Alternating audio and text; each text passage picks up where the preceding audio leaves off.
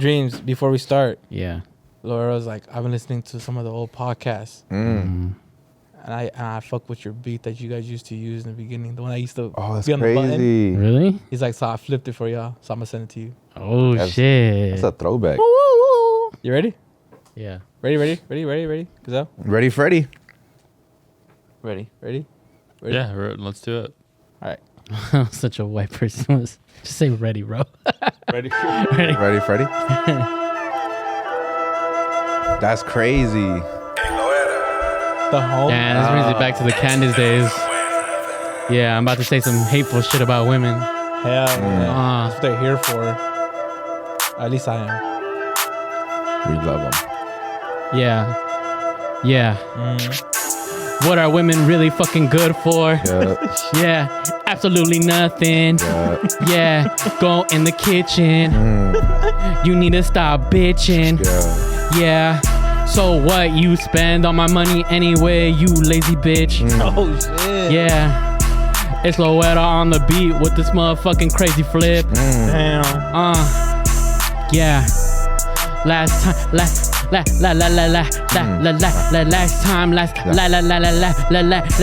time that you heard us on this beat, we only had 3K followers and no one would tweet us. Yeah. Shout out Kamala Harris. I wanna eat her beaver. That's my fucking president. Yeah. We need a fucking president. Yeah. Black girl president. Yeah. And shout out that white guy that she got as a vice president. Yeah. President. Damn. Oh, that's me? Yeah. That's me. All right. Yeah. The president. Heaven sent. Beat like a samurai. Ooh. Lego, that's a bonsai. Oh. Found parking. Yeah. Hello parking. You guys are good. Yeah. Yeah. Okay. Go Beto. All right. Go Beto. Yeah. What's a nice shirt, Beto? We're potting with Vince. I saw him do some comedy. And I haven't stopped thinking about it since. Yeah. That's true. 10 a.m. 10 a.m. 10 a.m. 10 a.m. Yeah. Damn. I got nothing else to say. Damn. Okay. Damn. Go ahead, Lalo. Damn. Okay. Here we go. Yeah. Got a message for some of y'all. If you're 33 and doing stand-up comedy and it fucking sucks, stop doing that shit. Get a job. Yeah. It's not working out. I'm sorry. Go home to your mommy. Yeah. Actually, don't do that. Actually, go get a job. Yeah. Kind of sad. Yeah. But who am I to say anything? Okay. I've never tried stand-up comedy. But Vince said I might be good at it, so I might try it. Try it. Yeah. I'ma pass it to end it with Gazelle. The guy who comes on your belly. Actually, I disagree. Yeah. Follow your motherfucking dreams, And actually, I think women are hella useful.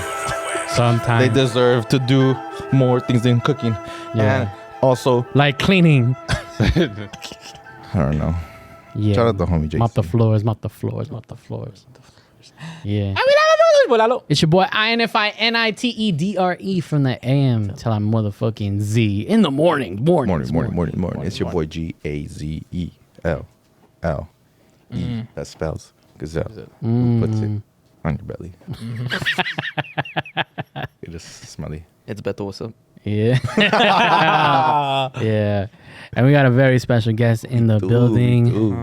We do. You may have seen him on the stage, accompanied by other big stars in the comedic scene right now. We have none other than Vince. Caldera.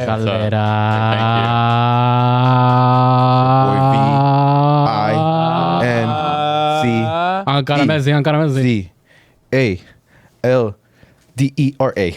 I'm happy to be here, guys. Thank you. Thank you for having me. How you doing, brother? I'm good, man. That's cool. It's about time you got here, man. Yeah. Thank you guys for having me, for inviting me to, to Fontana. Hell yeah. Yeah. Thank you for inviting me to Fontana. It's got the saddest invitation ever. Hey, thanks for making me drive an hour out. Yeah. It's cool. I love it out here. It's cool. Yeah.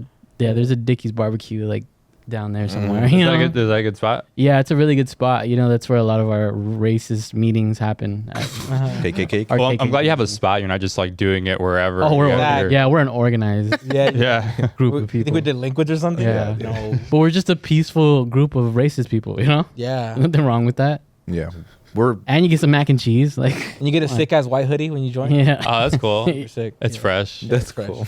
It's just when it's hot, it's not cool. Yeah. You think they have like uniforms that aren't as dense, you know, like Like more breathable, a tank material. top or something? That's why, that's why they JC's should. here. He's showing us the material. Shout out JC in the back. Ooh, we got some merch that's coming soon. I bet though that shirt looks crazy. Where'd that's you crazy, get huh? that Random, at? just random though. Just random. You decided to wear it? You got that printed yourself? Nah, it's dirty. Oh. I was like drooling on myself. I don't like that joke. That's what. Oh. Because Vince was fucking doing a little 10-minute stand-up set. Yeah. You're drooling. That's what we do to our guests. We tell them, hey, I took- dance, monkey dance. Yeah. At 10:30 a.m. and I just thought it was so funny and I started to drool. So. Yeah. Yeah. He's You just- didn't get it because he's retarded. Okay. That's crazy. We're having a good time. How you doing, Vince? I'm doing good. Yeah, I feel nice. The drooling thing reminds me when I take naps a lot.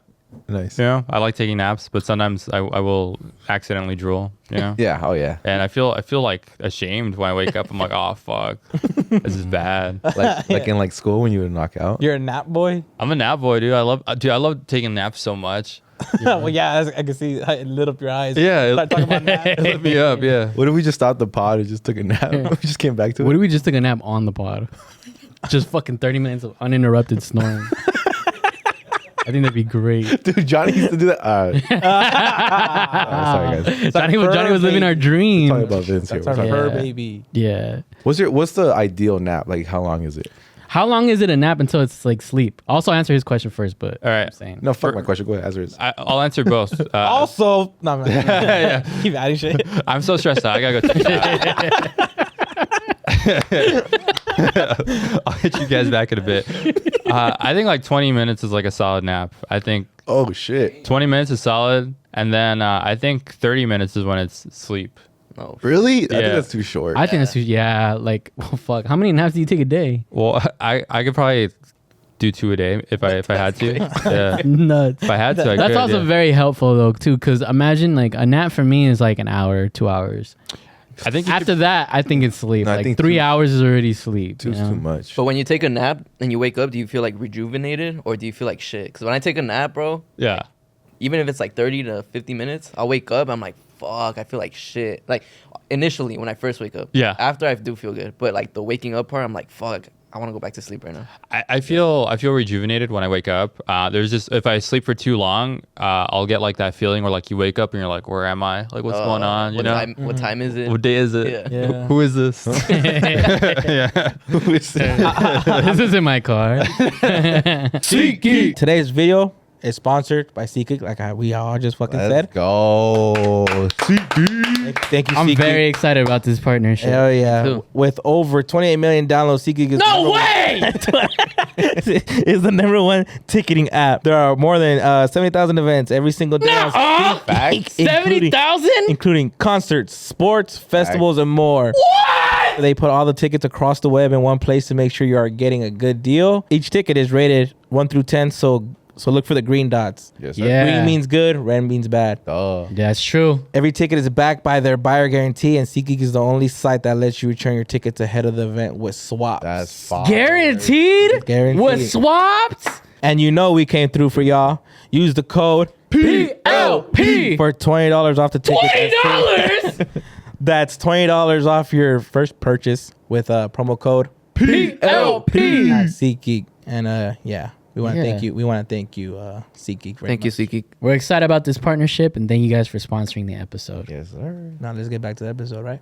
I'm the same way with my naps. Like when I wake up like 4.5 hours later, like okay, I can have my naps right. So when I take my naps, like I was saying, Yeah. when I wake up 4 hours, I'm like, what the fuck? I didn't even feel like I'm late for work. Fuck, I forgot to clock out. at work. Oh yeah, I see people post that shit before. They're like, oh, when you take a nap, on your 30 and you just wake up and it's nighttime. That's crazy. Like, And you got a full fucking truck delivery, like a whole fucking pallet of ice cream. All fucking melted. I just blinked. No, no. you tell your boss I just blinked. You won't believe what happened. Now that I got my trucking license, I've been getting a bunch of TikToks. What class is that? Class A. Oh. I've been getting a lot of TikToks and Instagram reels of truckers, right? And he's like, that moment when you wake up from a nap and you're 10 miles ahead from where you were last time. you pass your exit. You're like, fuck. And I was like, damn, that's crazy. Because, dude, 100% these people are falling asleep, bro. Like, driving is crazy. I be doing that shit in the car, bro. Just regular. I have to leave early sometimes, like from a show, because I'll get too sleepy to drive. Like really? I can't drive when I'm sleepy. Like I have to like pull over to the side of the road and stuff. Take a 20-minute nap. What was that? I call it a nap. Yeah. 20 minutes. Yeah. Rest. See, if you did coke, then I wouldn't need to worry about you wouldn't napping. have to worry about that. You've been drug free your whole You'd be life. like every other comedian. Well, driving when you're sleepy is like close to like driving when you're drunk. Like you're like in the same sort of like mindset. I've done both. Except you don't want to just fucking pipe prostitutes, you know? Yeah. I've done both, and sleepy's way worse, bro. Bro, sleepy's dangerous, dog. You be like, oh shit. I think what it is with drunk is like you take more risks. Like drunk is fun. I'll say it. No, I've been saying it's like the only way to drive. Don't do it, but I don't even drive anymore unless I'm a little buzzed. To be honest, I was a little buzzed on the way here. But my thing is like I think you're just more inclined to take risks, and you're like, fuck it, I could fit between those two semis. Fuck it, I can take on this car. No, you don't get it. This is a compact car. I can make it between those two fucking cars. You know, Too Fast, Too Furious. It went under it. Yeah. So you said you don't do any types of drugs? No, I don't do any of the. So how long have you been not doing drugs? My whole life. Question on top of that one. Yeah. All right. Cool. Which one are we I doing? got you. So how does that go? Like, I'm assuming these comedians, you're touring with a lot of comedians. Yeah. I'm assuming a lot of them might do drugs, like, you know, after shows, post show. So how does that go with you that you don't do drugs at all? Sometimes I feel like I'm like a little chaperone or something, where I'm like, all right, you've had too much or something.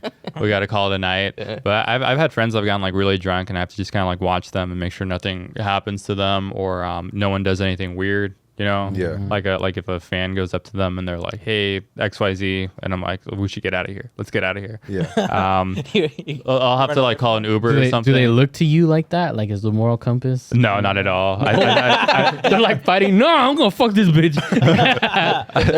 They're fighting you in the parking lot. You're a fucking cock blocker, bitch. I'm like, you're gonna thank me later. Don't do this. Yeah. They wake up later. They're like, I don't thank you, bro. I really wanted to fuck that bitch. No, Vince, she bomb. Trust me. You don't get it. No, she wasn't. I'm sober. And I'm telling you. She had that hole in her throat because she was freaky. Jesus Christ. Throat coat. That's funny. That's the mark of the throat coat.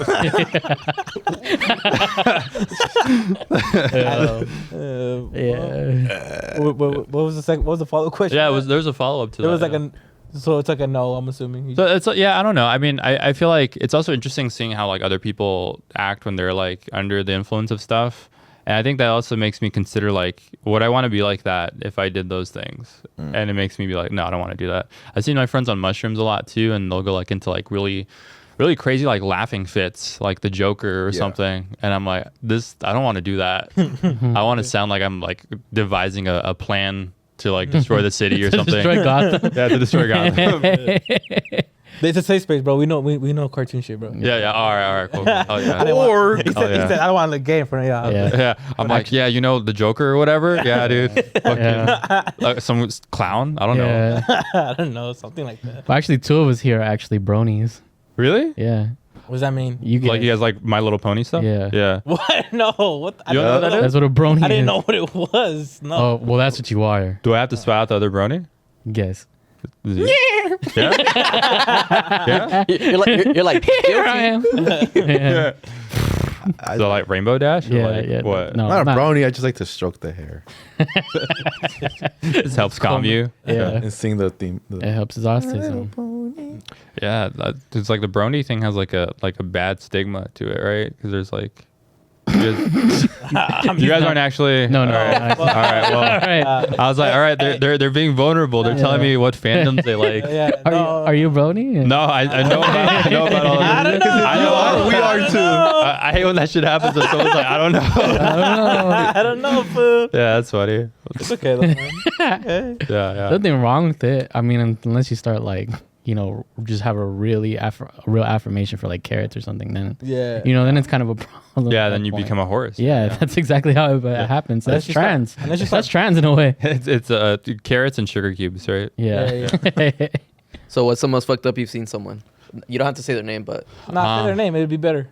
Nah. I'm kidding. The most fucked up I've seen somebody. I mean, I've seen like people like really fucked up on drugs. Like I've seen like my parents, like friends, fucked up like on meth and stuff. Like them tweaking really hard. One time I went to my dad's house and one of his friends was like, just like out of it. They're like, hey, my dad wasn't there when I got there, but they were in my dad's garage, and they're like, hey, your dad, he had a heart attack. And I was like, what do you mean? They're like, yeah, he had a heart attack. He's at Home Depot. I came here to the house to get help, but no one's helping him. So I went to the Home Depot by my house and I circled the parking lot and I couldn't find my dad. I came back home and I'm like, what are you talking about? He's not there. And they're like, oh, it's because they told me. And I'm like, who? And then they're like, listen. And I didn't hear anything. What? And they're like, did you hear that? And I'm like, I did not hear that. Yeah. And they're like, okay, listen. And then it was quiet again. I'm like, oh, they're gonna fucking murder me right now. I'm a part of some plot. I'm gonna be in a Lifetime film. Hell yeah! Yeah, and like, how old were you? This was like a year ago. It wasn't even that long ago. I'm imagining a little kid. Bro, like, it was in a garage. It was in a garage. It looked like a saw trap or something, you know? Yeah. Oh man, but yeah, my dad was okay. Everything was fine with him. It's just like, yeah, when they like tweak hard, it's crazy. I've also like seen like a lot of people like tweaking and like they think everything has like a lot of value. Like they'll be like, oh, I found this thing. Like I found this comic book. It's probably like $1,000. They become like pawn stars. Tweakers. It's a fucking penny saver. Yeah. Like, oh, that's worth a lot. Yeah. They know what they know though. Like They actually do. tweakers, Yeah. Like if they actually know, like that'll sell for like $40 right now. Dude, we should get tweakers on the Price is Right because they'd be so good at it. They would win all the prizes. I get like $40, but if you want to sell it right now, I'll give you $20. Yeah. I'll give you $20 right now. I'll take it from you. Imagine just like doing the stock market. 20 is better. Like, than yeah, nothing. you could buy like about 100 million worth of fucking Apple stock right now. You know? You know those you know how you go to some stores and they'll be like, guess how much gumballs are in this shit? And then you can get like whatever. Yeah. I'm taking every fucking tweaker I know to those things. Yeah. How much you think is in there, food? At least 450. You know?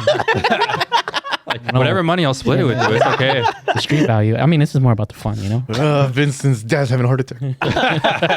Dude, it's funny you say that about tweakers though, because this week I was working with one. Hell yeah. But it's like a responsible tweaker. Yeah, the you know? house is straight as fuck, bro. And I've never met this guy before. It's like the first time I see him, and he's like, his job was to build a fence, one of those like wooden fences and shit, like alongside the house. Yeah. He has just one fucking straight fence. That's all you had to do, right? And the owner of the property is going like telling him like, oh yeah, I'm gonna need you to build this fence from here to here. Just make sure it's parallel to the end of the house. All right, that's all you need to do. Make sure it's this distance away from the house too, so it's up to code. But the whole time I'm like watching this shit, right? And the whole fucking time the guy's like clearly on. For sure it was crystal, because I've seen enough people on crystal to know when it's crystal. Yeah. So the whole time the guy's just like twisting his neck, like opening his mouth and shit, like this the whole time. I'm like, oh yeah, well that guy's on drugs, right? He's gonna fuck this fence up, bro, bad, bro. And like the guy had like all his trust in him, right? And I'm just like, are you serious? Are you gonna let this fucking guy with fucking heavy machinery just out there and shit? That's like the nail gun, the big ass nail gun, and the compressor, bro. I come back because I'm working inside the house. I come back an hour later, and the fucking fence is done. Like this motherfucker did this like a 4-hour job in an hour.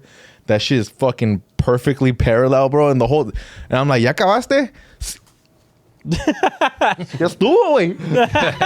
I'm like, what the fuck? That shit is crazy. The whole time it was just like his head was just moving all over the place. Like, how do you even make a fucking a fence straight when you're just moving like this the whole time. I don't know, but he did it. Yeah, well, when the nail gun stops the sounds of the voices, you want to keep that nail gun going. I don't want to hear anything else. Never thought of it like that. Yeah, it's so impressive how talented they are. I feel like maybe tweakers are the ones who built the pyramids. I wasn't even alien. Nah, fuck, lift that shit. It's just a pharaoh that's like, build it parallel to this pyramid. Like, all right, let's do it right now. It's that same guy. Yeah. Oh shit. 5 steps back. He just takes a couple steps back. Hey, trip out. 2 hours. Yeah. 2 hours? This motherfucker gets down. Yeah, I heard that was actually the downfall of the Nazi regime was actually methamphetamines. Because They tried getting people on. They were on meth, right? on methamphetamines, dude. Like, so they were putting soldiers on because you don't have to sleep on methamphetamine. So they would go like fucking 2-3 days without sleeping, like just on the front lines. And dude, like Hitler was on shit like that. Like he was, they have like there's some video sometime at like where he's at the Olympics and he's just like, you could tell like he's fucking like just tweaked the fuck out, bro. Just watching the fucking Olympics. So He's like, put me in. He's just a down ass. Put me in. He's like, I'll beat that Jesse Owens myself. Well, that motherfucker would do like an hour speech uninterrupted, bro. Just fucking just going at it. Dead Top ass, of his bro. head. Yeah, off the No dome, notes. Yeah. Yeah, well, I mean, if some of you don't know right now, you're obviously a stand-up comic. Yes. What? Yeah. And you're a writer and stuff. Yeah. That's right, Vince. So, like, tell me a little bit about that, bro. Yeah. I've been a stand-up comic since like 2012. I started when I was 16 years old. Right. Yeah, I was in high school going to open mics and stuff, but it was really like, That's when the world ended. yeah, it's in the world. Yeah, dude, no lie, that 2012 stuff scared me so much when I was like a kid. I was I need to get a job. I need to do something with my life. Yeah, yeah. I'll get back to that in a bit. Hey, you're for sure Daniel's friend, bro. Yeah. Daniel doesn't say that. That's why we named him the Tangent King here.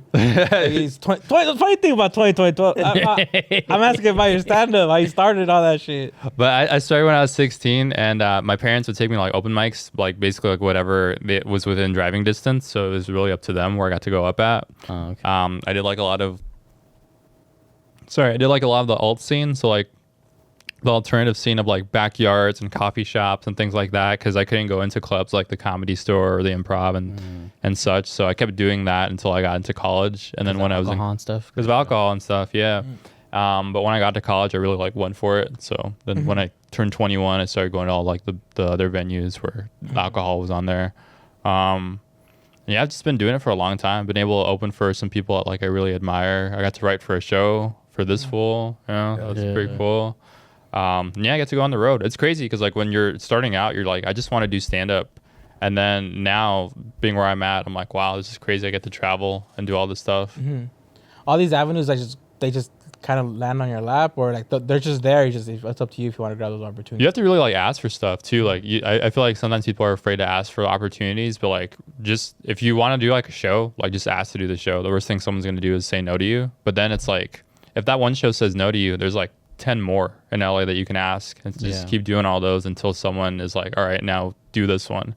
But a lot of it has been like just people having seen me for so long, and they're like, come do this show for me on the road, or do this, or can you feature for me? So like I'll do like 20 minutes for someone, or 25, or yeah, and then I can also do like 45 minutes, an hour of stuff, and and it feels good. Like I feel confident about it. You feel good about just an hour right now? Yeah, I do. Damn, that's crazy. It's interesting, but I feel like you shouldn't do comedy for an hour. I feel like that's too long to do comedy, because I feel like attention spans are so short now. I feel like 30 to 45 minutes is good to see someone, because then you can like see their best 30 or 45 instead of them trying to stuff in extra stuff. You know, do you guys watch stand up a lot, or yeah, we're all like fanatics of it. Yeah? Big fans. Like of comedy for real. Yeah, who are your favorites? I think most of us are like Bill Burr. Oh, cool. Yeah. I like Jesselnick. Yeah, Jesselnick's very funny. I like his style. Who else would I like right now? Brock I like Lesnar. Barbosa. I like Barbosa right now too. Yeah. Brock. Yeah, they're all great. Jesselnick is a person that like I really like the way that he told jokes and stuff, because they were so short, but also like you get so much in like kind of like 2 or 3 lines. And they're kind of like street jokes. And I try to explain it to people, like, because people be like, oh, I don't like comedy, and then like to try to tell them like, no, but this guy just tells jokes up there, and it's just like, you know, it's like other people tell stories and shit, but when you try to tell people like, oh, he just tells jokes that you don't think they're going that way, but they go that way. He's a really good writer. And I feel like sometimes you don't always see a comedian that's a good writer. They can maybe be like a good performer and they can tell stories and do all the act outs, but I feel like writing is the most important part of that. I feel, yeah, because he's very structured too. You can tell he just repeats it because he's gonna tell his jokes are gonna like line up every single time. Yeah, like especially like the way he got, because he likes to do the whole wraparound too at the very end too, like a callback and stuff. Yeah, which is like, I feel like that's how you should format comedy, like for my own personal style. Yeah, I like when people format it that way and like tell you jokes. Like a simple joke that he's done is like a cane corso could live up to like what he says 5 years on a good diet. But if you but I found out that if you can do it like, you can bring it down to 3 or something with like a horrible one. And it's just like, everybody thinks he's gonna make it extend, but he's like at the end he just tells you how to make it shorter, like how to kill a cane corso. Yeah. It's just like, it's good misdirection. Yeah. I like writing like that too, like having like silly jokes and stuff. There's this one joke that I've been doing that I like a lot, and it's very dumb, but it's when I was in high school, I used to do a lot of embarrassing things. One of the most embarrassing things I ever did was I accidentally called my teacher mom. During sex. See? But he was cool about it. Like that's like a fun kind of one to do, you know? Yeah. But yeah, it's stuff like people like him. I'm like, oh, that's like a good writer, like because they have the structure and everything. And like at face value, like you could retell it and people would still laugh. Yeah. How much did your own comedic style go into the writer's room? How much did it affect the way you wrote? Well, the thing like that I think was really cool is like with this fool, I think it's a really good show because like it's about LA, it's about people that have been incarcerated, it's about like a Homeboy Industries type job and everything, and like my comedy, I talk about what it was like to have parents that were in a gang. I'm living in Los Angeles. My parents actually used to work for Homeboy Industries too. Really? Yeah, and then all the people that were in that writer's room are all people that I met when I was like 16 years old doing stand up. You know, so they were all familiar with like my background and everything, so my voice could fit for a show like that. Nice. Because I know where they're all coming from, and I know people like the ones that are on that show. Yeah. So, how much different are you from your parents, do you think? I'm very different, dude. Like, my parents, like, my mom would always get into like street fights and stuff like that. You know, she just liked to start shit. You know, she's very different now, but like, I would hear my mom call other women like hood rats and stuff like that. You know, just like on the street. And I'm like, Mom. You think that drove you to be like completely the opposite of that and just be like, I fucking don't want this shit in my life? I think parts of it, like, I love my parents. I think they're both great. I feel like they just didn't have the same opportunities that I did now, you know? Yeah. And I feel like I wanted like to take whatever I've seen and kind of like make it so that people could see that people like my parents are good people, and they just had like they weren't put in the best spots. So I like to talk about things that they've been through and just kind of like articulate it in a way where like people don't get it twisted or whatever. Yeah. Damn. And to bring that back to the writer's room, what is that like? Like, what is the writer's room like? Yeah. How is that? Are you guys working all individually, or are you guys all just like how we are right now, and we're gonna just shooting the shit and it leads to something? Or how does that work? What I loved about it, like the first day of being in the writer's room for this full, is the EPs, like the people in charge of it, they were like, all right guys, we're gonna do our best to make the funniest, best show that we can, and so we're all gonna work together. It's not gonna be one of those things where like, I said this joke is mine, or this script is mine, or this episode's mine, or this episode is mine. It's like, we're here to make the funniest comedy that we can with the budget that we have, and that's what we're gonna do. And that's what it was like all the time. So every day we just kind of like pitched in ideas for like an episode, and like if Chris would kind of be the one that would be like, all right, let's follow like this line, because it was his show and everything. So if he had like an idea, we'd like revolve around that and just put our heads together to find the beats of each episode. Yeah. And then everybody would like go over the beats and stuff, and then we'd be able like to make notes like, what if we did this joke instead, or this joke instead, and then someone would go through that, and we'd get closer to like the script and everything. But it was like 4 months of just doing the best that we could in a room of about maybe 11 people, 10 people. Yeah. And is there a lot of personalities that are like clashing? Maybe not for this.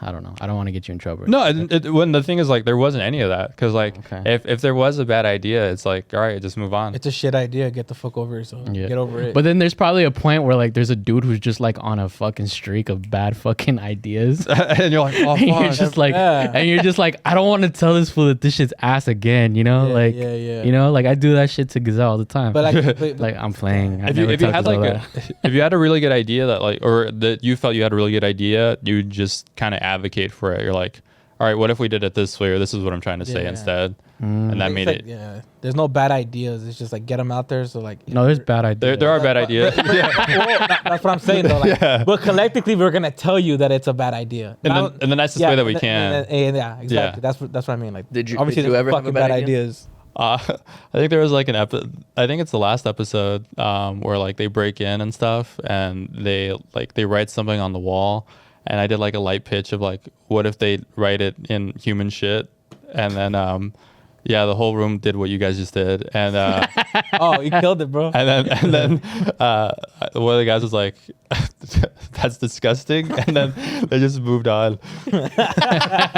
And I was like, all right, that's a bad idea. That's the best way to tell me I had a bad idea. And then you're like, oh, this is how y'all feel when y'all pitch this shit. This is my first one. But it's like, but you also have to have a lot of those things too, because like once you get over that feeling of like, all right, I said something and they didn't like it, then you'll still feel more comfortable being like, all right, here's another idea, and then people will eventually be like, that's good, and you'll get in that rhythm. I feel like I would start to panic.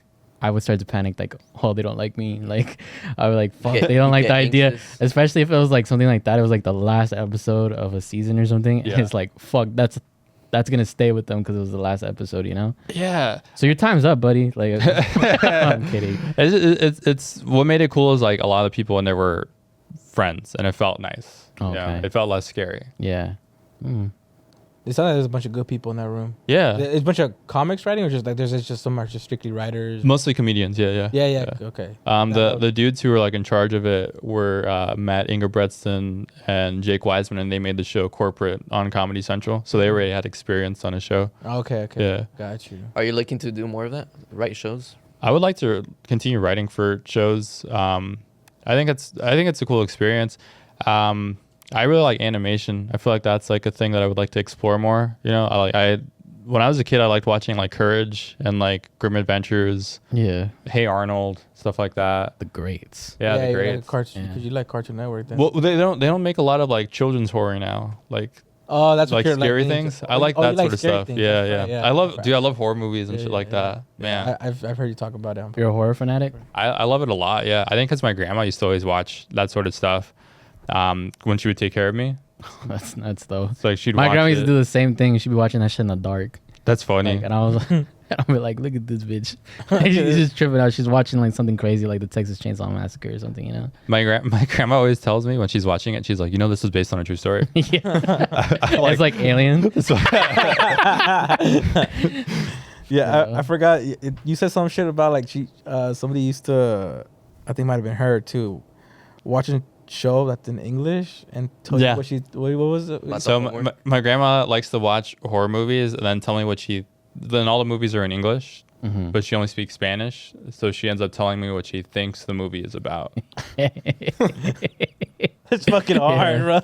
So it's like it'll be like a life lesson that she thought like Michael Myers got like his head chopped off, and she's like, "That's what happens when you don't listen to your parents or whatever." You know? I'm like, "You're reaching." Yeah. It's like, because you understand. Yeah, you're like, I understand. What's going on. Well, that's not what happened. You're tripping, bro. Yeah. It's like the end of South Park was like, I learned a lot today. Yeah. I don't know. Sometimes like my grandparents are also very religious. Like they believe in God and all that sort of stuff. Like very hardcore. Like my grandma kind of like one of my grandmas reminds me of like you know the mom from like Carrie. No, I never watched it. Well, Carrie's a great movie. It's like a very like religious woman. She has like a bunch of like statues of like you know Christ and stuff like that. But like her daughter has like telekinetic powers, and she thinks like that's like a devil thing. Oh, okay. It's a great movie. The concept, but yeah. But yeah, I don't know. Did you guys watch a lot of scary stuff? No, I did. I wanted to talk to you about the animation you were saying. Like, well, so you'd want to write something like Courage, like. Well, I'd like to get into that. I like scary stuff. There's like this. I like going to theme parks a lot, like Disneyland and stuff. I used to be like an annual pass holder. I used to go to Knott's a lot, and I always like was so fascinated by like the animals that live there. You know, like the like the ducks and like the other birds, and like the animation idea that I had was that it's a show about a duck that wants to leave a theme park and just live a normal life. So she has to escape the theme park. Yeah. And so I felt like that was like the vein of what I would like to do, because I feel like a theme park is like a really cool world to explore. Yeah. And to see it through like the lens of an animal is interesting, because like that's their world. Like they think that's normal. You just hear us pitch it like to somebody else. Yeah. I'm like, so we have this idea, bro. you're like the PLP guy has got an animation deal. Yeah. Yeah. There's just something fun about cartoons, you know? Yeah. That's interesting as fuck. That's actually pretty cool. Oh, thank you. Everyone was so quiet. I was like, all right, bad idea. No, what the fuck? That's disgusting. Yeah, That's the human shit idea all over again. Being an animal. I'd rather watch human shit than a show about ducks leaving a park.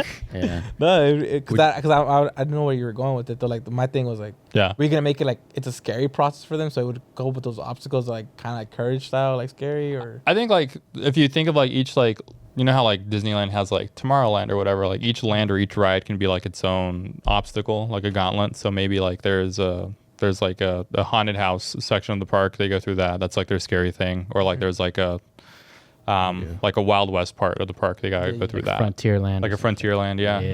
And it would just be like bits and jokes inside, like with the whole a bunch of like little fun stuff in the middle, you know. quirky shit. Yeah, it could be. It sounds cool. That's what I mostly watch. Is You're hired. Cool. Yeah, you see, you guys should have said something. You guys should have said something. Can I be a voice actor? Yeah. In one of the episodes, you should make because you're gonna have humans too, right? Like Yeah. So you should make one of the humans Daniel. You just have. That's funny. It's It's one of the mascots for the park. It's like Johnny Bravo. He just hitting on bitches, like walking in under the mask. He's harassing bitches. He's not even hitting on them. That sounds more like it. You would know it better. That's funny. Yeah. Yeah, we're hired, bro. So I'm hired, or what? Yeah, you're both hired. Yeah.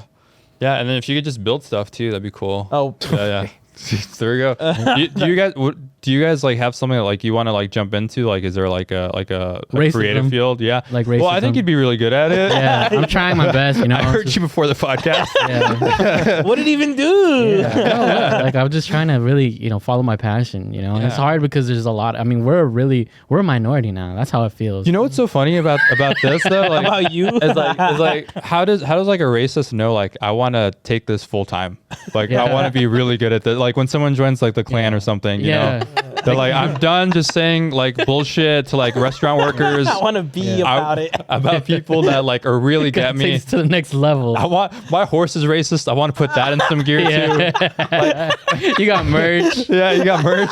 And like it's just so like I obviously like it's horrible, but like it's just funny that like there's other like-minded people are like, let's link up and talk about all the shit we hate about people that don't talk like about us. the blacks. And it's like, what the fuck? And do you think there's like an application process, or you think they just accept anybody? I feel like for sure all racist organizations are like they live by the motto as well of like no lames, like imagine like there's like a dude that's racist as fuck, but he's like so lame. You're like, who brought this guy here?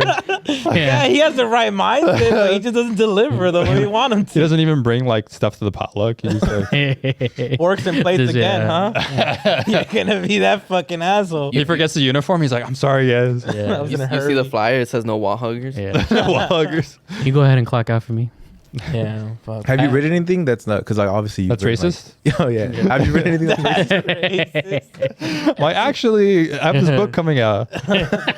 Book? Autobiography. It's called. It's a memoir. Yeah. It's called My Struggle. It's called The Klan for Dummies. Yeah. Have I ever written anything Horror based? I want to write like a short horror film or something. I think that'd be cool. But I want to know like, well, I want to. But I'm trying to figure out what that thing would be, because like my favorite horror movies have been like The Blair Witch Project, Rosemary's Baby. I like that a lot. Suspense. What well, about I guess. No, Blair Witch was just that shit wasn't I'm like, that shit was real, dude. That shit happened. I'm like my grandma. It happened. Like, pobrecito. They found that footage. That's why I don't want you going camping. Gazelle made a horror film. Did you really?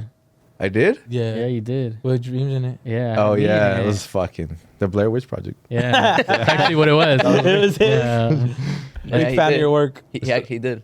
I like found footage stuff like Paranormal Activity. I think was very fun. Yeah, it was some VHS. Yeah, you don't want to find our footage. It wasn't that great. Did you guys actually make something? Yeah, it was It was like a high school project though. Yeah, but it was. I mean, it was such a low budget indie film. You know, Yeah. it didn't get picked up by Sundance or anything. Yeah. Or A.B. Miller High School. Yeah, or high school for the film festival. But What was it about? fuck, it was about. I can't even remember what it was about. Honestly, it was just like a high school project, but it was there was no dialogue. It was just shit was going on. I don't even, what was it about? I don't even remember. I was supposedly in the movie. I was talking to this girl, and you know, I had like a little brother, and I always bring him around. Yeah. And she was like tired because she was trying to get it in. Uh, So, and she wanted to do it in real. No, imagine. That's funny. No, but It's based on a true story. yeah, it's based on a true story. This actually happened. Actual events. And so the little boy, I'm like, one day I'm like, hey, like stop bugging me, you know, like go play, you know, Yeah. like I'm trying to kick it, I'm trying to finger this bitch. And no, my little brother runs into traffic, and this he was fucking playing soccer. yeah, and this fucking Versa doesn't even slow down, bro. Just runs the kid over and he dies. So, you know, time goes by. The girl ends up, like, me and the girl end up getting in an argument, right? Yeah. And after that, you don't really see much of me. But the story ends up revolving around her. He's like, and that's where I clicked off. Yeah. That's where I stopped watching. Yeah. Because what's the Where fucking am point? I? What's the point? Yeah. And so she starts getting haunted by my little brother. Yeah. And then, but there's a twist. Is that she ends up actually, you know, so you end up seeing stuff in the background, like there's like a soccer ball he was playing with. Yeah. There's like a little, we made like this little doll that was supposed to be like the figure of him. It's supposed to be him. And then she ends up getting scared and she ends up running into the street, and the same That guy in the Would you Versa. believe it? Could you believe it? That guy in the Versa was like, the same again? Versa comes by and hits this bitch. Doesn't even slow down. That guy was having a bad day. Or a bad year. Yeah. Who wrote that? You? Yeah, well, yeah, there wasn't much writing. It was just And I know what Did you screen it anywhere? yeah, it won at the high school film festival. When they got to that scene, did people laugh, or did they? They were like, "That's right, bitch."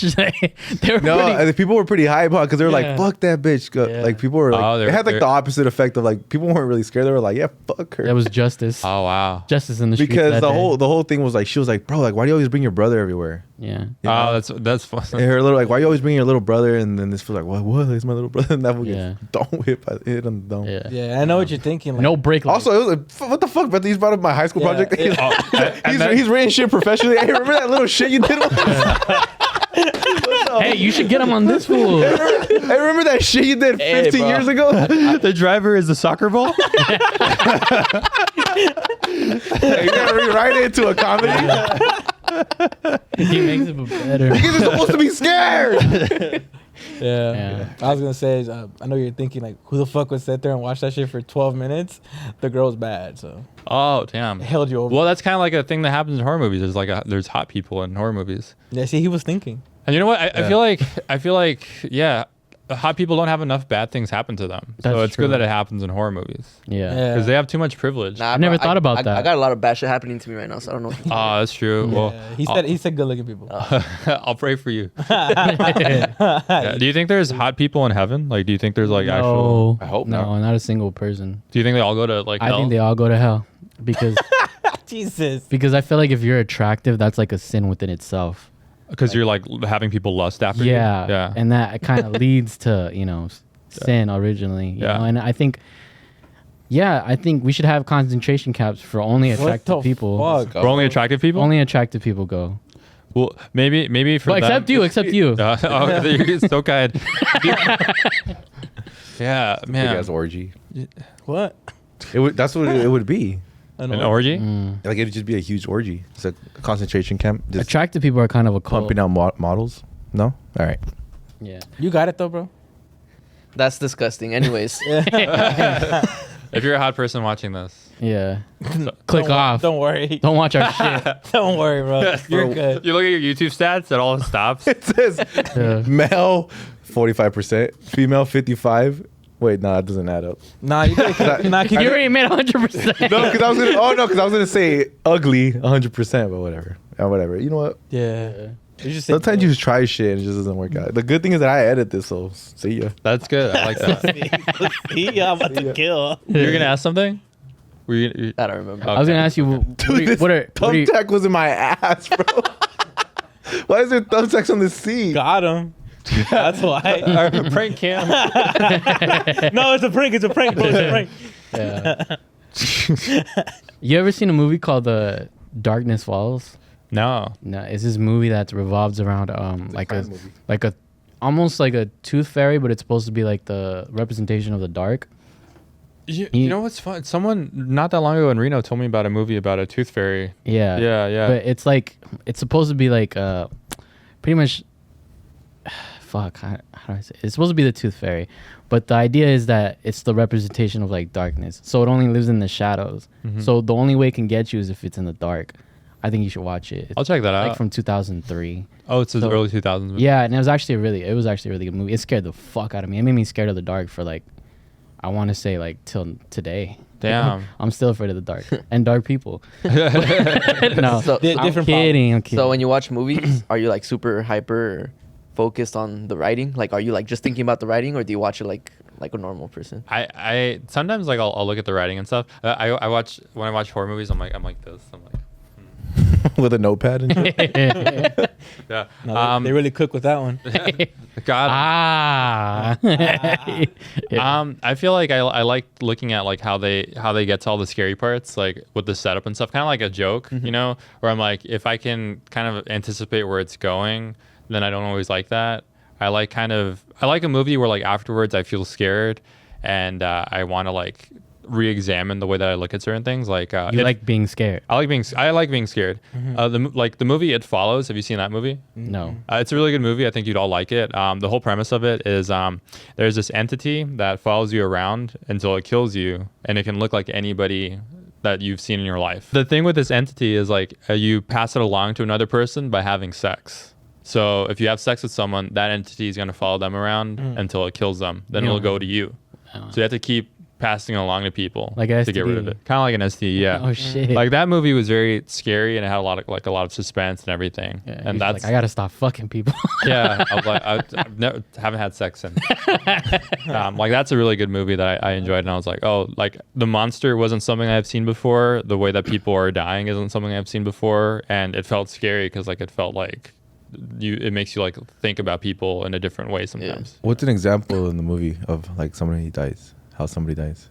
They die like in a. I think they get like assaulted in a way. Like 'cause I saw one of the kills, and it looked like one of them was like taking advantage of like the person as they were dying or whatever. Oh shit. Yeah, so it was very hardcore and intense. Shit. But it was kind of like implied.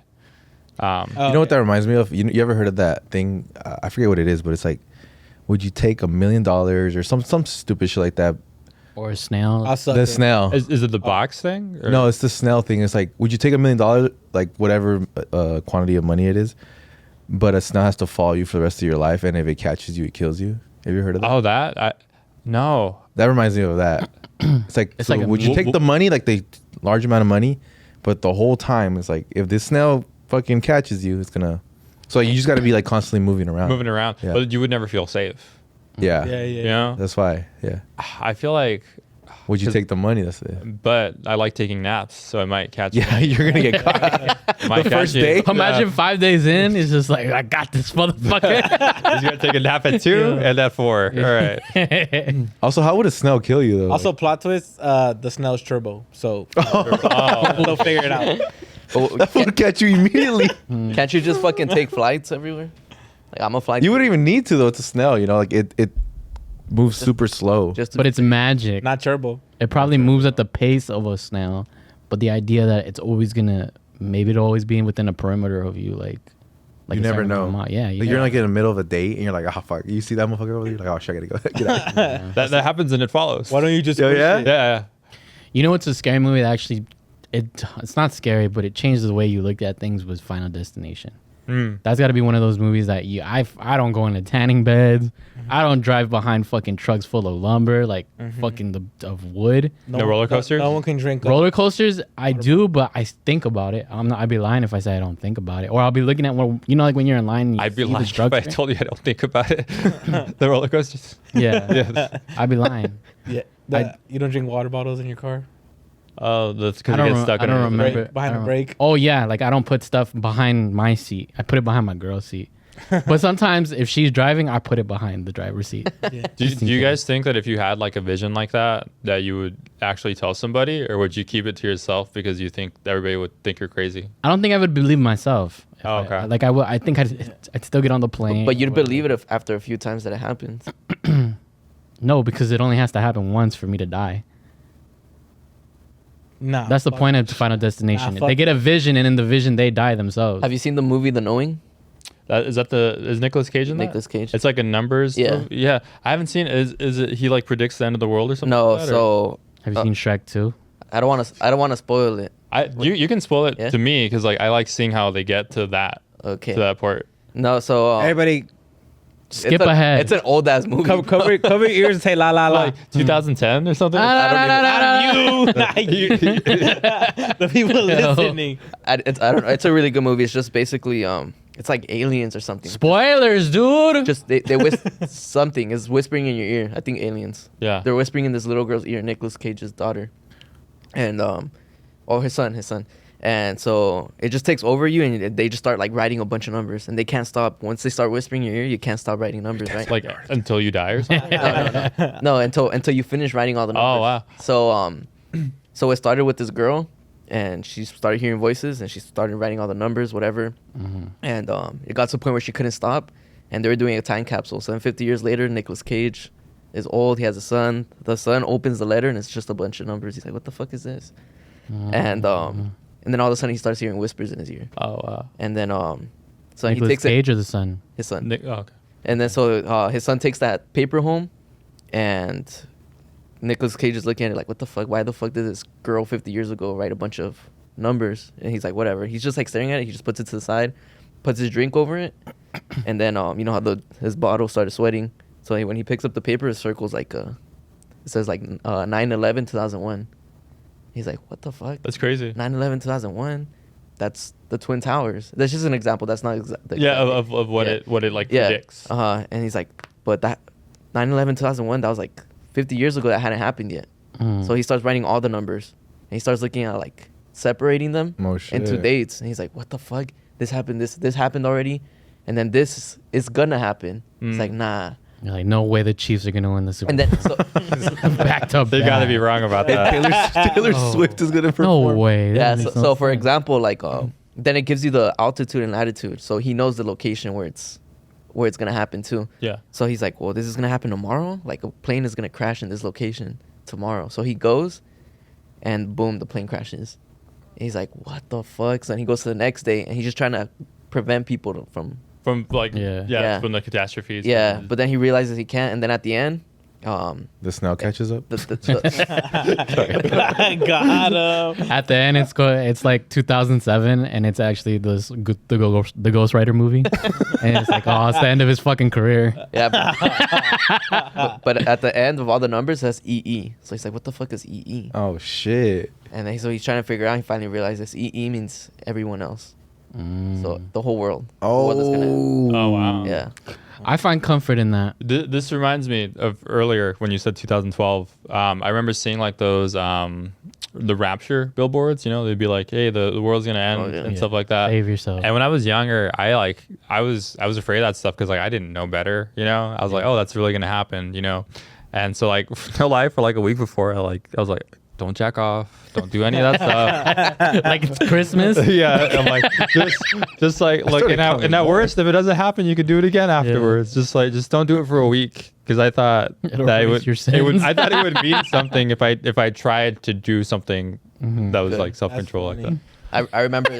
You meet your maker, and then like he's asking you about that the last week if you did do it. God's like, Yeah. so It's we like were sad. talking, and they said that you were trying really hard not to jack off, and you can come in. God has a If you would have council. did it this last week, though, fool. Your house would have been down there. What the, I remember with that fool. I remember in 2012, the day it was supposed to happen. I go outside and I was like, damn, no fucking way. This is our last day, huh? And This is our last day for real. And then I see waste management come and pick up trash. I was like, this guy's really picking up trash on the last day, bro. Take This shit piece of serious. shit. Take shit serious, fool. Be with your family. You're judging him. He's like, We're not having spicy chicken on the last day of the world. That shit was like on a school day. Remember that shit? I didn't really believe it. Like I remember like thinking it was like, oh, this is stupid as fuck. Why do people believe this shit? Oh, yeah, My so- bad. so But dumb. I was a I'm kid like- too, but I leave. that offends you. I realized it's Not stupid the now. racist, homophobic shit in the beginning. That's cool, bro. But you know, You telling me that stuff about knowing, it is crazy, like to know something and like other people don't know something. Like I like a lot of scary stuff. I usually go like on haunted house tours, things like that. In Vegas and Las Vegas, there's like a haunted museum full of artifacts and stuff. At this guy, do you guys know who Zach Baggins is? I don't know. He's like That's a my ghost- cousin. Yeah, Dude, I was gonna say you look just like him. Yeah, I do. It's this guy that does like a lot of ghost hunter shows. He built like he bought a property that's already haunted, put a bunch of more haunted stuff in it, and Oh, shit. as I was walking through it, I was on a It's like haunted squared. Exactly, haunted squared. Yeah, So it cancels out though. Yeah. yeah. So it was Pet actually dies. Yeah. very pure. There's like I went on like a 2-hour ghost tour or whatever, right? And it was long, and there was this room. They had like this artifact from this woman who spent her entire life building these machines and tape recorders so she could speak to angels. no shit. And The Anaheim Angels or yeah. She wanted to speak this to Mike Trout? To Trout, yeah. I gotta talk about that deal they made. with Otani. Yeah, they're getting paid too much. She had spent her entire life trying to contact angels, and then she made contact, but she was actually speaking to demons. Oh, What the hell? And she got like possessed, and she like self-documented her possession, and you see like her body deteriorating, and there's like no information about this woman anywhere. Except for like in that museum, which I thought was like crazy. Like it genuinely, shit. like it made me feel so startled, like reading it, because I was like, because they had the exact machine that she had worked on in that room, and I was like, that's crazy. There was this this video of this lady that she claimed to have a toaster that was possessed. The toaster. Yeah, and so she was like, "Look, if you look, every time I print, like every time I put the toast in, like, and it pops out, it'll be like 666, or like oh shit. things will like other things will catch on fire, like it's like a possessed item." And The pop charts would come out like, so like yeah, so the lady's like, yeah, like I'm having like I have sometimes nightmares about this toaster. It's like really bad. And she was on this TV show, so the host of the show, she asked her like, well, you have this toast, like, well, why do you keep it? You know, you should throw it away, you know? And she's like, well, it makes really good toast. That's the problem. valid. It's a good point. Have you Yeah. you like scary shit? Have you seen that haunted house in like Tennessee or something like that? Which It's one? like it's called like the Manor. like a manor. Yeah, Yeah. it's something like that. It's like a Beto, in Wait, the it's- South, everything's haunted. Yeah. no, but it's like it's like they people sign up for it, and there's like a wait list for years for you to go through it, and then they just put you through like Is hell. that McKinney Manor thing? Yes. I think that's actually in California. Yeah, and you can sign up, and there's like this thing that like it's like a waiver or whatever that they can do whatever they want to you, but that's not what waivers are supposed to do. So they're like actually like torturing people Yeah. or something is what Yeah. I've heard. To what you were saying though too, what I think is really interesting in the South, they have like Christian haunted houses. Okay. So like you can like walk through like a church, and it'll kind of like give you different rooms and scenarios And a that priest are will touch you. And, yeah, that's the last one. Yeah, it's they blindfold you. and they, They say, congratulations, you're a Catholic. they're like, put your hand in a bowl of spaghetti and just feel around in These there. are his brains. You go through this Christian haunted house, and there's like rooms that are like abortions and stuff like that, and it's like, oh, you shouldn't have premarital sex, that type of stuff. And there's like one Christian haunted house where like you go to the end and you're like in service, but they do this cool hydraulic thing where like the chairs or the pews actually lower down into like hell, which I think is pretty crazy. What the fuck? But like those whole things are like designed to like make you feel guilty about your sins and stuff like that. Oh shit. Yeah. And they're only like open during Halloween time, like in I think Texas and other parts of like. Are you religious? Nah. Hey, bingo's Tony.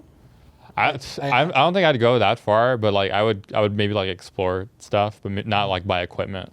You know what my problem is? What would you buy though? There's like the thing that's like, is there anyone here? And then they're like, you play it back, and it's like, yeah. Oh, that shit. That sounds like looks like an FM radio and shit. Like, Yeah. This should be like, I'm gonna kill you. There's a haunted house in. No, it doesn't. having a heart attack. There you go. Enter the animal sweepstakes. There's a haunted house in the OC. I don't know if you've been to it. No. It's called the 17th door. Have you been to it? Yeah, but it's not like a real haunted house. It's like a Halloween thing. It's like you go through 17 doors. Yeah, I've been to it. Is it scary? Yeah, it's pretty sick. If you go again, tell me and I'll go. Yeah, you'd go. Yeah, I'd go. I don't want to go again. I told this story already in the podcast. Make a vlog out of it. There you go. No, they don't- He's like, you want to go again? Well, I'm not gonna go. Would you do it again or No, no? thank you. Yeah. I've You would do it again? For content. I would do it again for content, but I wouldn't do it again for fun. Didn't you almost die? I've gone 3 times, right? But So you wouldn't go a 4th time? I would for content. for you, Okay, for okay. you, I would. But they don't Where's let the cutoff? they don't. I don't think they let you record, unless you gotta get permission. Because I seen like Karen, Eddie, and Blessive and a Yeah, bunch they of them. posted it. Yeah. Well, tell them that. Did they give him the? You know the sleepover guys and. Yeah. Sure. Oh, that's true. Yeah. That's fast. Media pass. Yeah, you Yeah, but, you just go through 17 different doors, right? And the first 2 times I went with my college friends, and that shit was so much fun. But the 3rd time I went with my girl. Always the that worst. always makes everything worse. It's wet. Nobody do, bitch. What's gonna happen, babe? So for the most part, every year the rooms are similar. Like Yeah. out of the 17 doors, like 12 or 13 will be the same, and they'll just change like 5. I'm hungry. And, Sorry, I'm still on the joke. And so the first 2 years I went, the 17th door was the same, right? Uh-huh. But this 3rd time that I went with my girlfriend, it changed, and it was horrible, bro. I almost died. Oh. And They gave her your wallet. It's crazy. Like, go Your crazy. They make you sign a waiver. They're able to tase you. Wow. So you can pay extra so they don't tase you, and then you wear like this mercy. They call it a mercy bracelet or necklace. Sorry. You're a bitch Pussy, bracelet. Yeah. And Oh, you want us to tase you? Yeah. and so pussy. for example, one of the rooms, you sit down like in a chair like a roller coaster. Like you put it over. Yeah. They lock you in, and you're sitting in a circle, right? And you gotta on your thing. It's not a screen. There's buttons, right? And it says 1, 2, 3, 4, 5, 6. Okay. And you're like, what the fuck? What does this do? So it's like, okay, pick a number. You got 5 seconds to pick a number, right? And let's say Gazelle's sitting seat 1, 2, 3, 4, 5, 6, right? And we're like, all right, what the fuck do these numbers mean? So I pick seat 3. Well, I don't know it's a seat, right? But just pick number 3. All of a sudden, my laser points at you, and whatever number you pick points at him, and then it's just a bunch of lasers pointing at each other, whatever number you picked. Uh-huh. And then it starts counting down, and then bzz, you get shocked. Oh shit. And you're like, oh shit, what the fuck? So now you have the power to shock people. Like And you can pick whoever. Yeah, you can pick whoever the fuck you want to shock. So You that's just start button smashing. Yeah. Everybody. not it's just one. You have to pick one number. But the reason why we almost died was because the last door, they make you crawl through this tunnel, right? And they separate you, so everybody's walking Alone? through an individual tunnel. Yeah. Right next to each other, but there's walls, so you can't see nobody. You're just by yourself, and you're crawling through a tunnel. And they're like, all right, at the end of the tunnel, there's gonna be a lock. In order to get out, you have to unlock it. The code is like 1715, right? So you're at the lock. So if you don't know how to unlock a lock, you're fucked, right? So I was like, oh, okay. It took me back to PE. I got this. I remember opening my lock. Oh, my it's one of locker. those? Yeah. I hate those. So you're crawling, right? And I get there, and I put the code, and it's not opening. I was like, what the fuck? And I put the code again, not opening. I was like, what the fuck?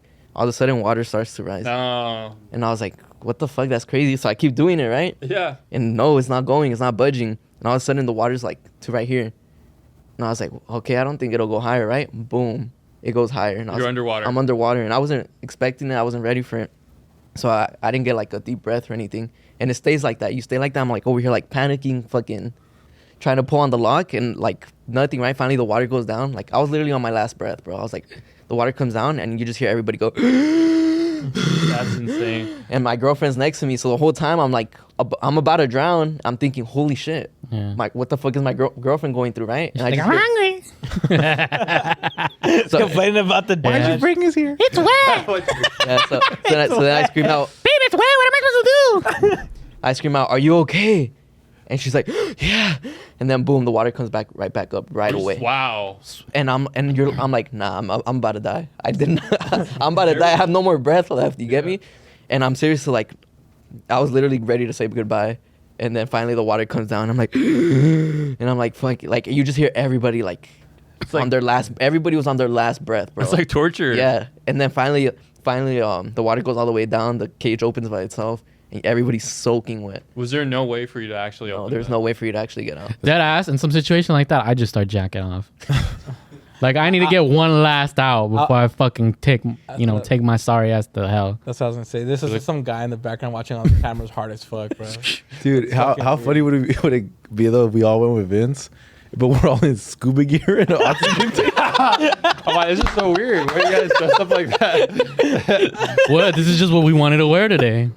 We're prepared. We got a fat ass tank. Now that you talked about all of it, I don't think I would go Nah. because I don't want to put my life in danger. I've gone through so many things where I'm like, why would I volunteer to kill myself at this place? Yeah, exactly. I don't know. It's like but like I said, I've gone 3 times. That was the only time.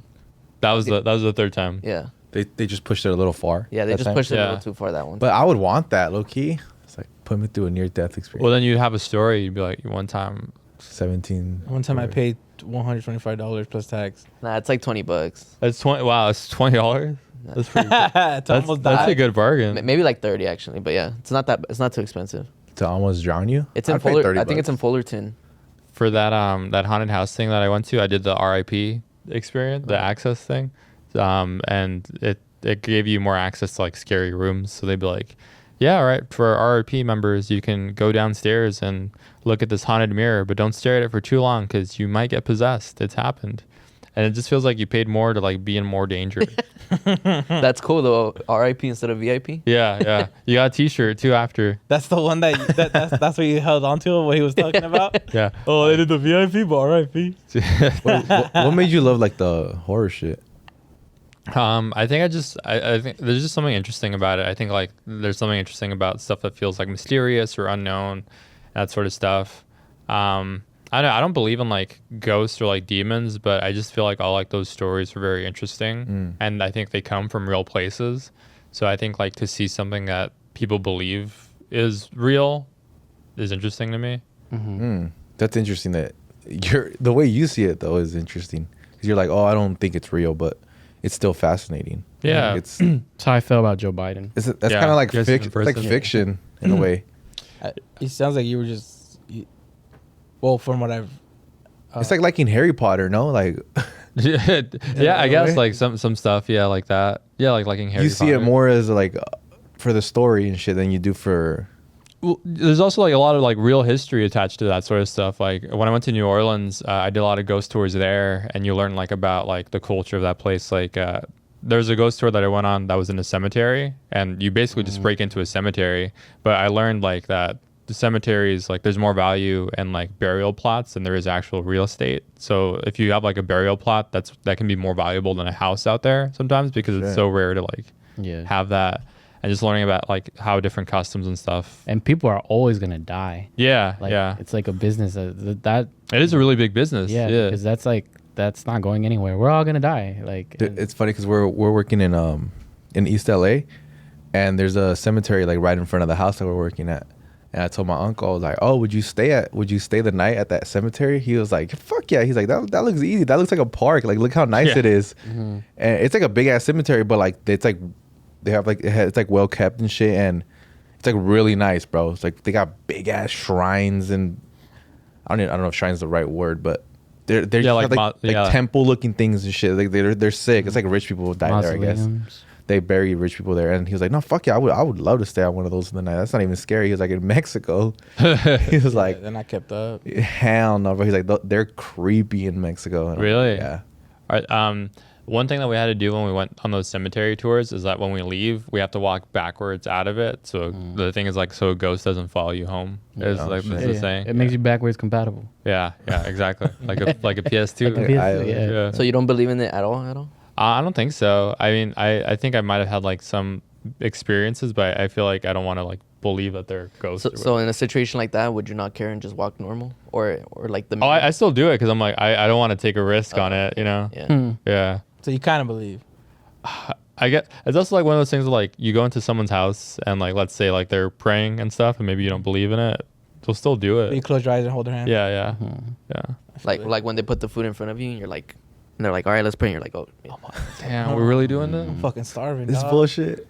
Again. You thought it. I said it. This little bullshit. I do. I respect it. I think it's all. Yeah. Do you ever like when they're about to do it? You ever done like that thing where they're about to pray and then you just start like trying to speak backwards in tongues just to fucking freak them out? That's funny.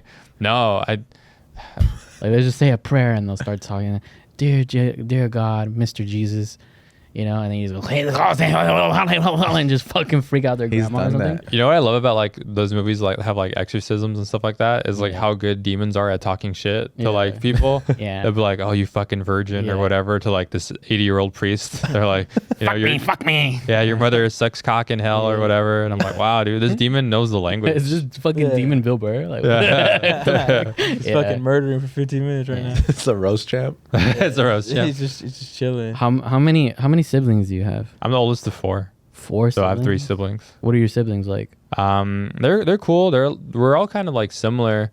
I have a brother that's we're all 6 years apart, so he's like 22, and then I have twin siblings. They're both 16. Yeah. Yeah. You guys get in a lot of trouble? Not really. I think we're like pretty. Like I don't really get in trouble or anything like that. Were they like? Did any of your siblings get in trouble? Or like? They're getting in trouble now. They're like staying out late and doing Hell stuff like yeah. that. Yeah. Yeah. I'm like, guys, don't do this. Like I work so hard for you to come out like shitty teenagers. Yeah. they stay out late, but they're at your shows. No, they stay out late and they'll like go eat at like 1 a.m, and I'm like, dude, what are you doing? You know? Or they'll say they're eating at like 1 a.m. It's past your Yeah. bedtime. What are you doing? Yeah. Are they I have hair curlers. I'm like, what are you guys doing? It's supposed to be in bed. You're like in the corner with the lights off and they turn it on. Like, Ya sabes que no puedo dormir si no están aquí. What were you like though, bro? Like in high school? In high school? Yeah. Well, that's when I started stand up. I was really like I really started hanging out with friends until I was like maybe in high school, like going to like movies and stuff like that. I was very reserved, Okay. so I wouldn't spend a lot of time with my friends or go out. I think I would just stay in and like watch like television or movies and things like that. But once I started like being in high school, I was able like to take like art classes and stuff like that. I really like that stuff. High school was cool for you? It was cool, yeah. I also went to like a small high school. So the high school that I went to, it had one big campus, but there were 5 different schools on the campus. So my high school had about 300 students. it's like Ravenclaw. Yeah. Oh, we were houses. Yeah. We had a sorting hat and everything. I feel And it. there's this stupid fucking kid with a scar on his forehead. Yeah. Thought he was the shit. So your parents being like just fucking crazy ass motherfuckers. Yeah. Them being like that just made you be like, I don't want to do that at all. Well, it's kind of like that. I mean, my parents like Sorry to interrupt you. Yeah, but go for it. But you embody like the great parts of like what it is to be there though, like raised by that, Yeah. like, cause you're like just knowing how and when you speak and stuff, you're very loyal to who you are, like you all the great things that come from, because everyone just not glorifies, but the spotlight is like all the shit that gangsters do that's like bad, right? Like how Yeah. hard are But, you? yeah, how hard you are, but you're loyal. You stick to your own. He's like, pretty hard right now. Yeah. No. I'm covering it up. It's okay. Yeah. But I know what you're saying. Yeah. I mean, like, I think that you can come from that and not like, have that like that tough exterior and stuff like that. Cause like my parents, they've been through a lot of stuff. I mean, like, I don't know who I was mentioning this to, but like my house has been like shot at. Like my parents, like my dad, he's been like stabbed. He's been like prison a few times. He's my mom also, like the SWAT team has like raided our house before. A lot of. I'm just trauma dumping now. I'm like, a lot of stuff has happened, and I think that those things are really difficult circumstances. But it's also like, I don't know, those events have also shaped how I see the world. And I feel like a lot of people that I grew up with, like they weren't bad people. They just had to make like bad decisions. And yeah, I don't know. I love everybody in my neighborhood, and my parents are great. I've never seen like my parents do like anything like, I guess, evil or whatever, the way that like other people would interpret like gang members or whatever, that they're always up to no good. Yeah. Yeah, they've always been cool. My parents also, people trip out on this, but My parents have never hit me. I never got hit as a kid. I think it's because they were like in prison, so they couldn't do it. Yeah. But yeah, they were like never a disciplinary. What about your grandma? Like that. No, never my grandma either. Oh, yeah. yeah. So were you raised mostly by your grandparents? My grandparents, yeah. Yeah, my grandparents raised me. I had both sets of grandparents because my parents were so young, so like my grandparents were around. Yeah, they're in their 40s. Yeah, they're like in their 40s. I'm like, yeah, everyone's grandma is 40 years old, right? Yeah. And everyone's mom is 16. Yeah, that's how it goes. Yeah. Yeah. So Yeah. And you're 8. Like, Yeah. Well, I'm going to help her with her homework, yeah.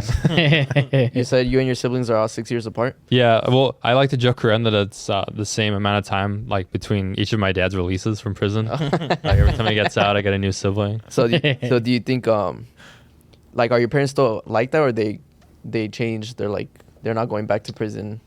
I mean, they still get in trouble and they still do stuff. Like they'll like have brief stints and stuff in jail. But I think that like they're at a point right now where like they're realizing that their age is catching up to them. And like a lot of their friends aren't around anymore. Like they've either been sent away or they're dead and stuff. And it's like a really sad reality when you like realize that you've kind of like outlived everybody that you've grown up with. Like I can't even think about that, you know? Scary. but then also realizing you're only still alive maybe because you're lucky to be too. Yeah. There's that aspect of it too, I think, where it's like, yeah, people are down, and believe it or not, you're the lucky one. And lucky is such like a harsh word to like. It's a difficult word to use because like you don't want to feel like you're lucky, you know. Yeah. You feel like everybody else is like not that. I don't know. Like it's also hard because like I feel like my parents like they only know some like the prison stuff, so they always like return to it, like that recidivism of like, you know, you get incarcerated then you go back soon after. Like my uncle, he's out of prison right now. He got out like maybe 2 years ago, but he was in prison for like 3 or 4 years, and he's such a different person now. Like not like in a positive way, but like he's like very he's kind of like cynical. not cynical, but more like he has like a Tries kind of to like take over Gotham. yeah, he has his friend Bane and stuff. Yeah, but I think he did drugs in prison, and he has like a kind of like psychosis where like he's like always talking or saying stuff. And He's really good at building fences. really good at building fence. If you he'll fuck up a fence. It's hard to keep power tools away from him. Yeah. But my uncle, like I think he wants to go back to prison. Like he did like this thing where he got a Nerf gun and he spray painted it black. That's hard. I'm like, that's fucking crazy. And he got the long ass ones too. Yeah. I'm like, They dude, shoot 20 feet. That's just crazy. It's 20 feet. Yeah. That's the same one that hit Donald Trump. It's a Nerf. It's a Nerf for nothing, dude.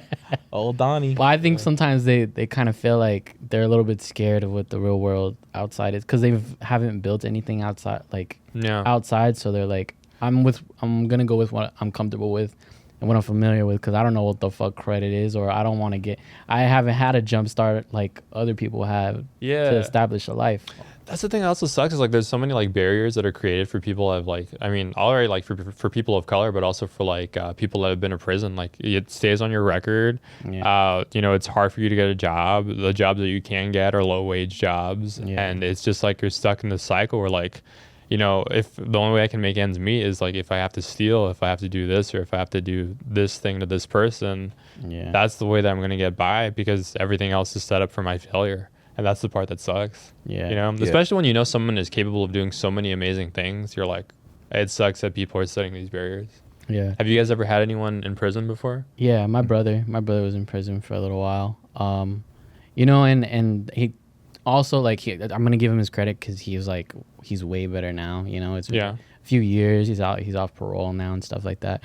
But like I remember him getting out of prison and just trying to be around the same crowd again, and it was like, dude, you're gonna get into a cycle that you don't want to be in because you're gonna get out of and after he got out of prison, he had these unrealistic expectations. Like he'd be like, oh yeah, like I'm gonna go and get like a new car like of this year, you know, like and he thinks in his head like, oh, I'm doing the responsible thing, but you don't have realistic expectations to accomplish said thing, you know, that you think is responsible, you know, and you know, and that kind of you see that kind of affect them. Like you see that like, oh, that's not how it works. Like Like reality. Fuck, dude. Like, Yeah, they're like, how am I I'm supposed- doing good now. Yeah. Like, why isn't it happening for me? Yeah. Like, I'm doing everything good. And then you're They just think like, the fuck it, turnaround- I'm gonna go back to my old ways. Yeah, they think the turnaround It's not worth it. Yeah, they think the exactly. turnaround is gonna be faster than what they expect, or they expect that you think you're just gonna get out and there's not gonna be any obstacles. You know, like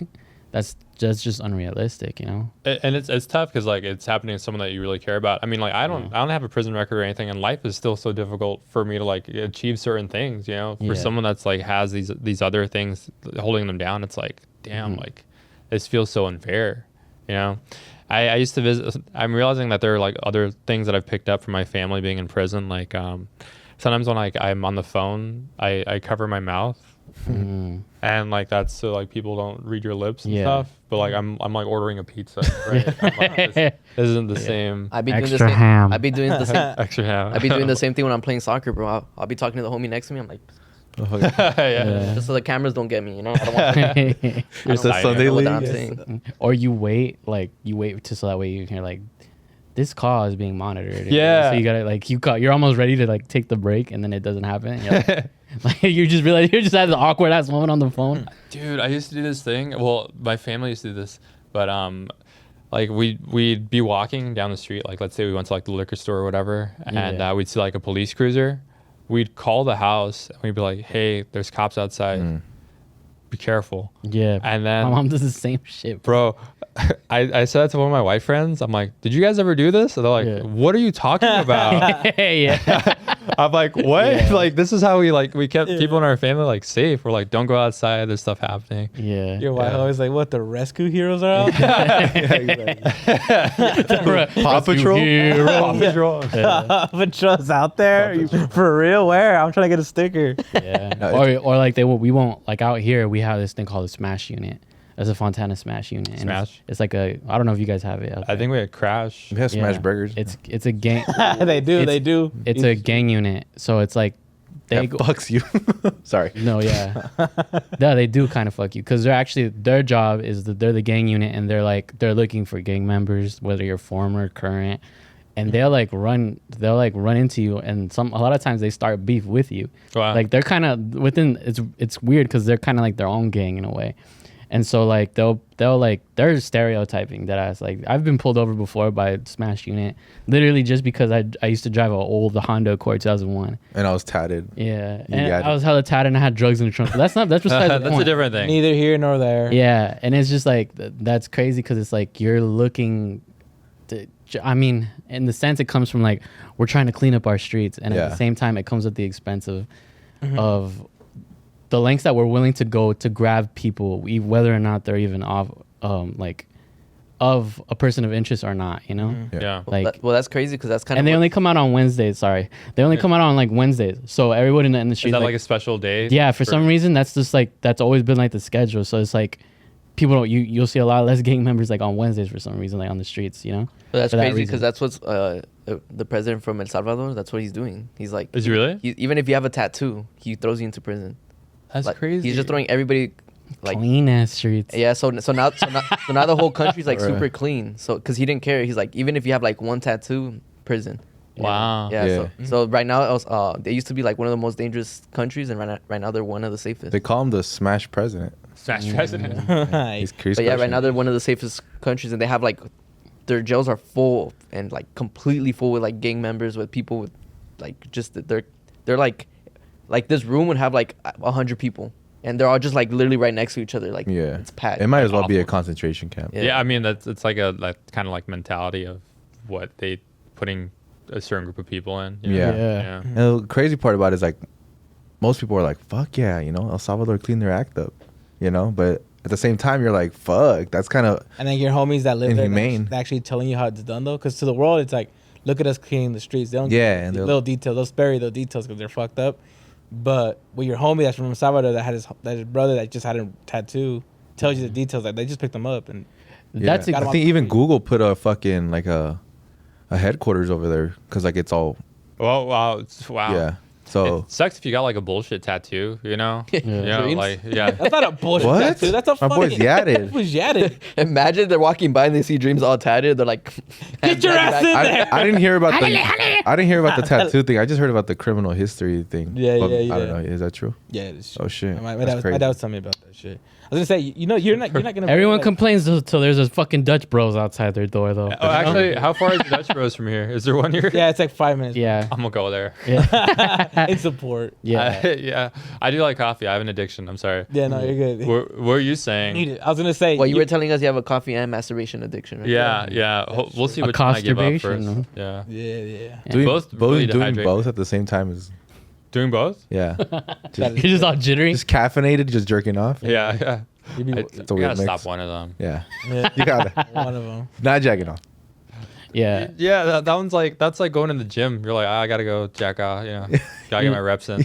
You know, the same thing we were talking about. Wait, Like, Lalo was gonna say something. What were you saying? Yeah. Yes, I'm sorry. No, all I was gonna say is fight for your spot, bro. you're in a niche little spot like of comedy, because you know that lifestyle. Yeah. It's like if you make jokes strictly like for people who like, especially in LA, I feel like you get a lot of laughs because like people know what's up, like the jokes that you're making. Because I heard you say something on a podcast. I don't even think it was a joke, but you were saying like your favorite like cookies or some shit like that was. Yeah, our fudge stripe, because whenever I would go visit my dad in prison, in the vending machines they had a bunch of different cookies, and I'd always get fudge stripe when I would go visit him. Mhm. And so those Keebler cookies are my favorite. And that's like Yeah. people who know what's up, like oh yeah. That's So, true. I feel like that's And valid. also, it's like you don't see it, right? Yeah. So I'm saying it's like when somebody looks at you, nobody says like, oh yeah, their parents have been in and out of jail. You know, Yeah. it's like James was saying, like sometimes you just stereotype people, and it'd be hard to stereotype you because it just wouldn't be true. Yeah, well, that's very nice. This is reminding me, or I think this is a good opportunity to tell you guys. I'm gonna have my stand-up special is gonna come out in like October-ish, Oh, Yeah. and a lot of my stand-up in that special is about having parents that have been incarcerated, my neighborhood like being gentrified, and about the police and how I don't like police and stuff like Yeah. that. But it's a docu special, so it's a lot of me talking to my parents, and so like the conversations I have with my parents inform the jokes and everything. that's dope, bro. I've Yeah. actually been to one of your shows. I don't know if you did the same. Which show did you go to? It was one in Pasadena with Daniel. The Ice House or what? He's like, I've done so many of those. I've opened for him so many It, times. it was like a small little. He's place. open for me. So Was it many like times. do you remember what year it was? Yeah, I think this year. This year. Yeah. In Pasadena. Yeah. Was it in Altadena? Oh, maybe Altadena. Okay, so yeah, I think I don't know if it's the same. did I do like a long set? Yeah. Okay, then yeah. Okay, cool. I think I did some stuff about I my remember uncle or something. I remember hearing the joke that you said, the one about oh, I accidentally called my teacher. Oh, you heard that? Okay, cool. Thanks for laughing like you didn't hear it. Yeah. I appreciate that. Yeah. He ripped it. He's not gonna sign your titties, bro.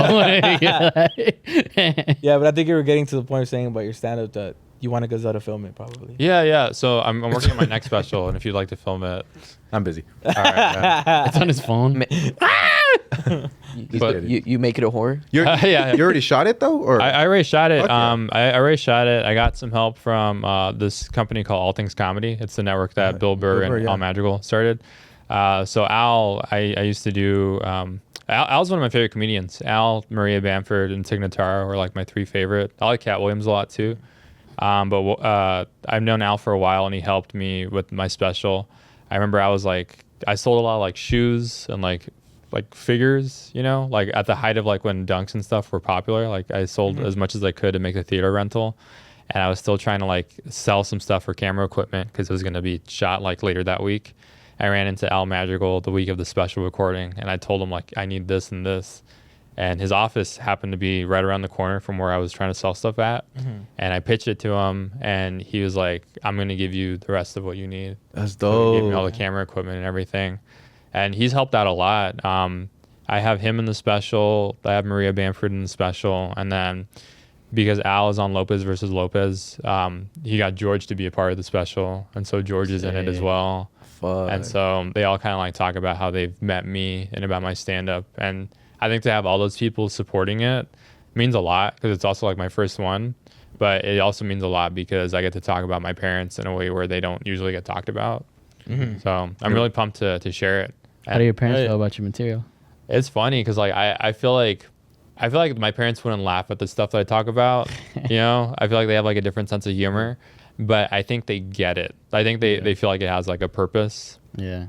And I think that's what I appreciate. There are some jokes that are probably like for them and stuff, but there's also like a lot of like gangster jokes that I didn't put in there that were just kind of like I felt were like a little simple. Like an example of one is like my parents, they were in a gang. They never had a 401, but they have a bunch of 501s. That's funny. Yeah. It also feels like a deep cut where like you kind of have to like know to know. That's Yeah. The white people are gonna be like, huh? They're like, what does that mean? I want a 501. You just clap. Like, yeah, the awkward clap. they're like so brave, yeah. So brave. He's a survivor. They think it's like. Are a you prank. trans or not? Because we want to know.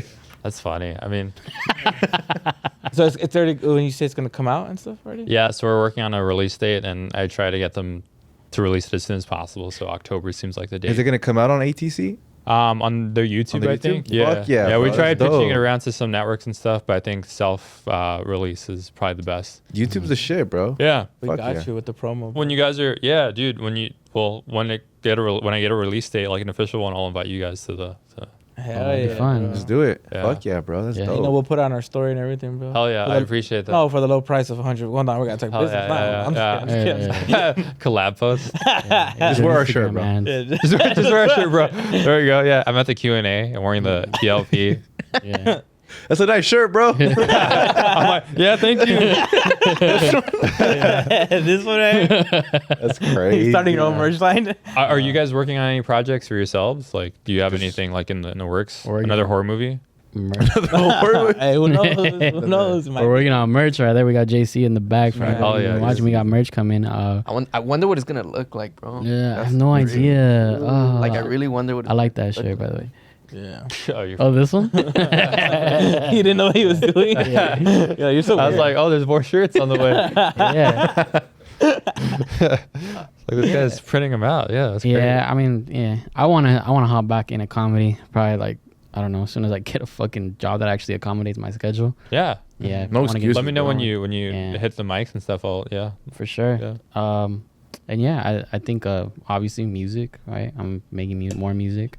Yeah. And then Lalo, he's gonna build more Legos. Mm-hmm. What do you got next? What are you gonna build next? The Burnabout? No. I don't know.